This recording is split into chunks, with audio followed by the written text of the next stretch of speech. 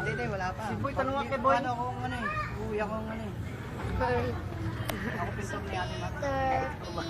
Siya daw pintor ni Ate Marinya. Kasi sabi ni Bala si Boy daw eh, walang trabaho.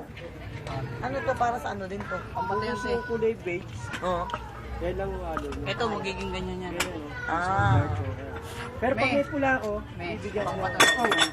Nakuna mo, binuksan yung kaldero, nakuna mo, ayan, kinuha yung kanin. Ano? Parang isang bata ka.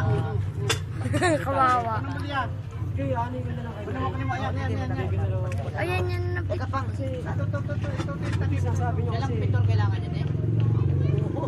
maliit lang bahay namin. Isa lang. Hindi namin si Kuya Boy po talaga. Sinasabi niyo kasi para pag ano. Ilan ba kailangan nyo? Alin? Hindi naman kailangan nyo.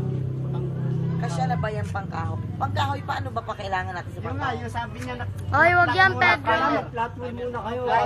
Tapos, ano na, Ang namin. lamon. Inamel, oo. Kasi pag ano, pag Ano malaki yung ano nyo? Lalagay yung parang matansya. Pang anuhin mo nga pang para matyansya daw kung ano. Mga malaki rin ba? Maliit ang bahay namin. Laki niya. Hindi, ang... konti lang kasi yung ano, yung pipinturahan na kahoy. Dalawang plat, dalawang ano.